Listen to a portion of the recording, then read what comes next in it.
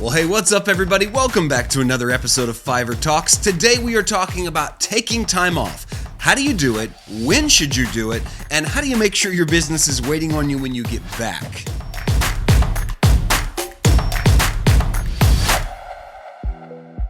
That's right, today we're tackling one of the main questions that you all send in to me, especially those of you that live here in the US this time of year. When should I be taking off? How should I be taking off? And I thought to answer this question, I would reach back into the archives and grab a video that I made about a year ago for those of you that were Patreon insiders back when we did that. It was an exclusive video that only a few people saw. Now I want to share it with everybody because it's about what happens when you need to take time off? What happens when it's time for you to spend some time with family around the holidays? You just want to break for a while. How do you do that? And how do you do that while still maintaining an actual business? So I won't say much more. I want to kick it to this video. I hope you enjoy it, and I'll check back in with you when it's over. The end of summer is coming, and I myself am coming off the road, off of these beautiful landscapes and back to my home, which is also a beautiful landscape. And I thought it would be a good time to talk about taking time off and what it looks like to take time off wisely as a Fiverr business owner, how you can plan that, and what things you can expect both on the front and the back of taking time off. Because when I talk to sellers, the most often or the most commonly asked question I get is, how do I take time off without losing ground? You know, everybody's worried about what's going to happen if they take time off and things slow down, or what if they take time off and they miss out on a big client or a big project. They're fearful, and that's valid because when I started this game, I was extremely fearful of that, and it led to many years and has led to many years of very little time off. And I know from experience that it's not healthy, and I want you to be able to gain from my experience or my mistakes in not taking enough time off to learn how to do it in a healthy way so that going forward you can actually build a rhythm in a business that is sustainable. Because as we talked about last week, just staying in the game is one of the most important things you can do. Longevity is the key to success, and I believe this is a part of that formula. So there's a couple questions that I'd like to pose up top for you as it pertains to taking time off and figuring out when is the best time of the year to take off, because I think that's one of the most important questions. When does it work best for you and your business? The first question you should ask yourself is, what is the cycle of your business? In other words, is there a busy season to your business? Is there a time when it's easier to do your job than other times? And I think you have to ask yourself along with that, is this a side hustle or your main gig? Because oftentimes the cycle of your business may be dictated by your main 9-to-5 job. If you still have one of those, it means that you may need to work less during your busy season, or maybe you can take paid time off from your job when you're busiest on your side hustle. Whatever it is, you need to figure out the cycle of your business, and it's different for everybody.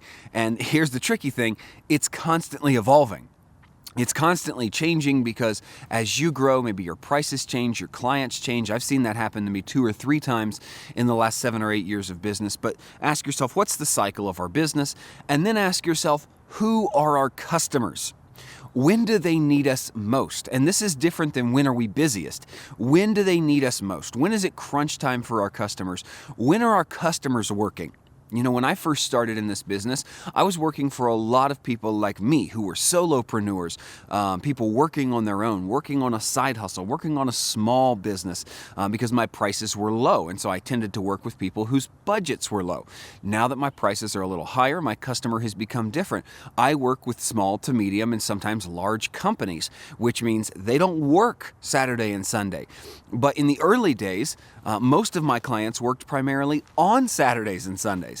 So it was kind of an adjustment when things changed to working with people who were working on weekends and holidays to people who never touch weekends and holidays. So it's important to ask yourself, who is your customer? And it could take you a year or 2 to figure out both of these answers. Both what does the cycle of my business look like and who are my customers? Because the way that you figure this out is by watching it for a while. And having 1 year experience gives you insight, but having 2 years and 3 years gives you some great detailed research research and data to base your decisions on. So just know that things are going to grow, they're going to change, but ask yourself, what's your cycle like? Who are your customers, and when are they working? When do they need you most? And then finally, the last question you should ask yourself before I get to my 5 tips for how to take time off effectively, the last question you need to ask yourself is, how long can I go without a break? And this is not like an Iron Man question, like, how long can you go? Let's burn it all the way down. No, that's not what I'm talking about. I'm talking about in your rhythm, in your personality. How long can you go before you need a break? Me, I'm one of those personalities that the answer is I could go forever, but then I'll explode when I'm done. I don't know when that's going to happen, but I just kind of fizzle and I explode. For me, it's come to be about 6-month periods. I could maybe work without a break for a 6-month period. That's a long time. And then I need to take some time off. Maybe for you, it's 2 months, 3 months. Maybe for you, it's a year if this is only a side hustle. In the early days, I worked 2 or 3 years before I ever took any real time away from a side hustle because I was working on my nights and weekends, and that was really hard. So you have to ask yourself, how long can you work without a true break? And be ready to take a break when you actually stop it. So those questions, I think, will help you really develop a great strategy for taking time off. And here are 5 insights into how you can be effective when you do take time off. These are important. First, number 1 is don't take time off when things are busy. This is about knowing your cycle. When things are busy and when you may feel a little pressure to, man, I just need to get away from this, don't jump off the train. The only people who get hurt on roller coasters are those who jump off in the middle of the roller coaster. The best time to get off is when it slows down and comes to a stop. And it's the same way with taking time off, running a business. Don't take time off when you're uber busy because that's your chance to maximize, double down, work harder, make money so that when things slow down, you can take time off and know that you're not missing as much, know that not as much is going on, and that you can truly maximize that time off by not having to worry about everything that you're missing. And I think if you plan well, that really can be a great strategy. 2, you need to develop a plan, but stay flexible. I would say after you have your data, after you've asked yourself those important questions, go back and say, okay, we've got a plan. We're going to take this time of year off. We're going to work for this 3 months, this 4 months, whatever it is. Then take this week off. Develop a plan, but be flexible. Because like I said, if things change and in the middle of your plan you realize you're in one of the busiest seasons of your business history, it's probably not a good time to follow through and take off. But I also would not make it a habit of breaking promises to yourself. Only break that plan. Only be flexible when you have to or when it's agreeable. Don't make a plan with your spouse to take time off and then go, we still got business coming in. I just don't want to take the time off. That's a great way to end up divorced. Make sure that it's amicable, that whoever you're planning with is on board with any changes to that plan, but know that sometimes flexibility within planning is a great idea when you're doing something like a side hustle and this isn't a main gig. Number 3. Don't automatically take off the traditional times of the year. I see a lot of people when I travel, I do a lot of my traveling during the summer months because I like to visit places that are cold during the winter because I don't want to be there in 3 feet of snow like the Upper Peninsula here in the States. I see a lot of people trying to cram their vacations, their time off into the same space, and it is a difficult thing to do. Because everything is crowded, everybody's doing the same thing, and you might think, when everybody else is off during the summer, I'll also take time off. But don't automatically go there. Don't automatically say, I'm going to take time off around Thanksgiving and Christmas.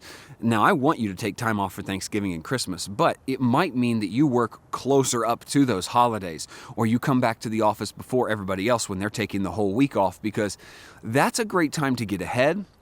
Or it's a great time to work with people who are hustling, that may be working and grinding during those down times. So don't automatically assume that you need to take the same time off that everybody else is, because that might not be right for your business. It might not be the right thing for you. And so make sure that you're actually making a calculated decision and not just saying, well, the traditional time is holidays and summer, and just making that your time off. Don't do that to yourself. Make an educated decision. Make a plan based on those questions we talked about.